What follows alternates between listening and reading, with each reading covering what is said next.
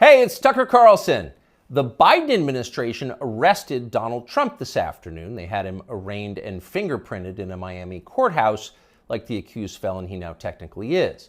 These were the first steps in a process that is designed to put Donald Trump behind bars for the rest of his life. Cable news carried every moment of it live. It's unprecedented, they told us, with what looked like shock. But they weren't shocked. They knew this was coming. Everyone who's paid attention knew it was. What just happened was always going to happen. It's been inevitable since February 16th, 2016. That's the day Donald Trump made a blood enemy of the largest and most powerful organization in human history, which would be the federal government. Despite what you may remember, it wasn't anything that Trump had said about immigration or trade with China or rapists from Mexico. Those are the stories that dominated the headlines that year. Trump's a racist, they screamed. Stop him! But inside Washington, that was just noise. None of it really rated. Identity politics doesn't mean much to permanent Washington. What matters, then and now, is foreign policy. The invasions and occupations and proxy wars. The decisions that determine which global populations will thrive and which will die. The policies that come with trillion-dollar price tags. The ones that, over time, have made the counties around D.C. the richest suburbs in the world. In Washington, that's what actually matters. And it's obvious when you look carefully. When there's a debate about anything else, for example, the debt ceiling, both sides take their assigned positions and they start yelling. But when Congress decides to start a war, no matter how foolish or counterproductive or obviously disconnected from America's core interests that war may be, when that happens, the leaders of both parties automatically jump behind it like circus clowns. And then they stay there, sometimes for decades. They defend that war relentlessly against all evidence until somebody finally rings the all-clear bell and they can begin to admit that actually, maybe it wasn't such a great idea. We meant well, but it just didn't work out. The good news is we've learned a lot of important lessons. In the end, they usually do say something like that, but only after emotions have cooled and the damning details have begun to fade from collective memory. It's an apology that's not actually an apology, much less repentance, and it's years too late to matter in any case. But until then, that's all you're getting. Until then, no dissent is allowed. That's the first rule of Washington. But somehow, Trump didn't bother to follow it. He is from out of town, so maybe he didn't know it was a rule, or maybe he just didn't care. Either way, 7.5 years later, we can point to the precise moment that permanent Washington decided to send Donald Trump to prison. Here it is. It's from the Republican candidates debate in Greenville, South Carolina. We should have never been in Iraq. We have destabilized the Middle East. They lied. They said there were weapons of mass destruction. There were none, and they knew there were none. There were no weapons of mass destruction. All right. We should never have been in Iraq, Trump said. We destabilized the Middle East. Now, by the time Trump said that, a lot of Republican primary voters were starting to reach the same conclusion. How could they not? But it was the next line that doomed Trump to today's arrest. They lied, he said. There were no weapons of mass destruction, and they knew there were none. Now, when he said that, a few in the crowd booed. Most just sat there in silence, stunned. Can he say that? Well, he said it anyway. And by saying that, he sealed his fate. That was the one thing you were not allowed to say, because it implicated too many people on both sides, which on this topic is really just one side. Hillary Clinton was guilty of it, but so was Paul Ryan. All of them were guilty. They all knew, they all lied. And to a person, they hated Donald Trump for exposing them. After that, it was pretty clear that even if he did get elected president, Trump was going to have a very hard time controlling the federal government he was supposed to be in charge of. Most of permanent Washington decided that thwarting Trump was the single most important mission in their lives. Everything depended on it. Many of them said so publicly. But others didn't say so publicly. In fact, the stealthier ones took another path. They ran toward Trump, not away from him. They sucked up to him. They ingratiated themselves with the man they intuitively understood was susceptible to flattery, which Trump is. And they did this in order to subvert his new administration from the inside. There were a number of these, and you could spot them immediately. They were flatterers. Invariably, the ones who flattered Trump the most hated him the most and disagreed the most strongly with his views. You saw them in the hallways of the White House and at press conferences. They were there slobbering over their boss with elaborate self-abasement, as if they were addressing a monarch or a god. It was a scene from the Ottoman court. It was filthy and decadent, and it was false. Mike Pence, Nikki Haley, Mike Pompeo, Lindsey Graham in the Congress. They all called Trump a visionary genius up until the moment he lost power. And then they unsheathed their real agenda, as always the neocon war agenda, and they piled on with maximum force. Here's Mike Pompeo, for example, on Fox News this morning. President Trump had classified documents where he shouldn't have had them, and then when given the opportunity to return them, he chose not to do that for whatever reason. When somebody identifies that, you got to turn them in. And so that's inconsistent with protecting America's soldiers, sailors, airmen, and Marines. And if the allegations are true, some of these were pretty serious, important documents. And so that's wrong. May future historians hoping to unlock the mysteries of late Empire Washington study that clip, because it will reveal everything. That very same Mike Pompeo, the one who's sneering at Donald Trump on TV this morning, that guy served Donald Trump as both CIA director and as Secretary of State. Those are the two most powerful jobs in the federal government. And as he worked in those jobs, Pompeo promised, in fact, he swore, to support the president's agenda. Why?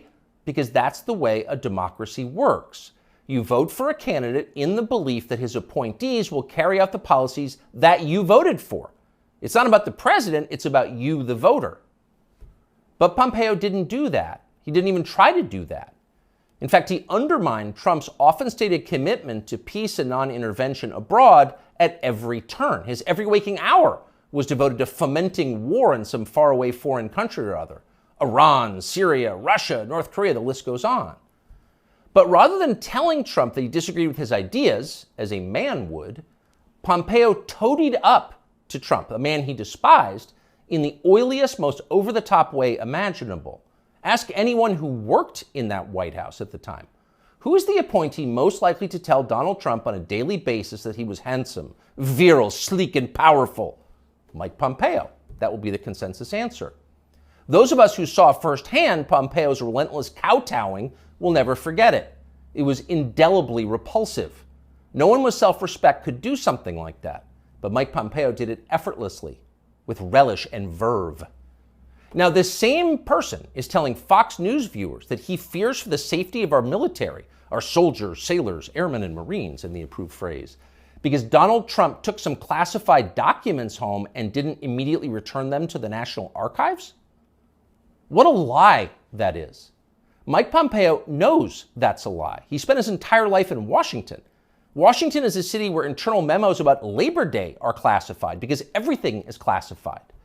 Your government has classified more than 1 billion federal documents, most of them boring and pointless and a danger to no one, and locked them away in secret where you can't see them because you may be an American citizen, but not really, and therefore you don't have the necessary clearances to know what's going on. And by the way, none of this is done in order to make America safer, any more than COVID restrictions were designed to keep you healthy. No, it's a caste system. That's the point. And you're the untouchable in this hierarchy.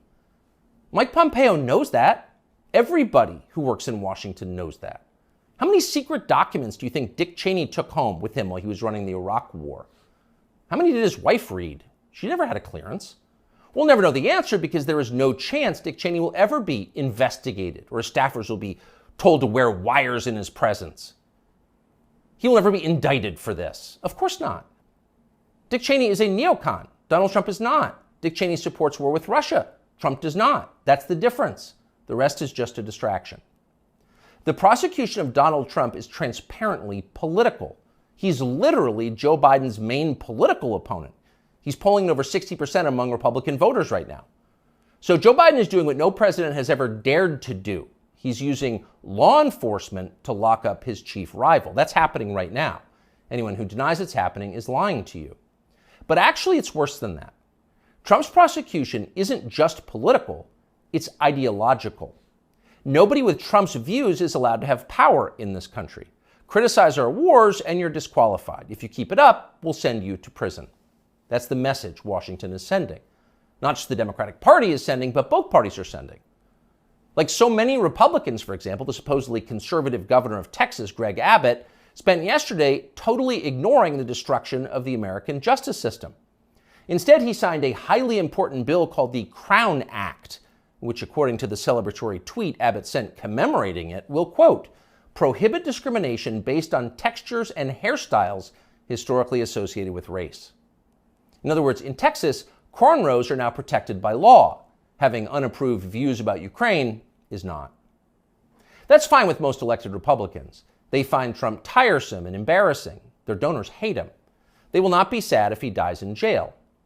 But what about voters? What are they learning from this spectacle? Well, mostly they're learning that they have no power at all because nobody cares about them. But they already knew that. Unlike so many of our elected leaders, they have been to America recently. They know what it looks like. Have you seen it? If you've got a few days this summer, find out. Take a road trip and see for yourself.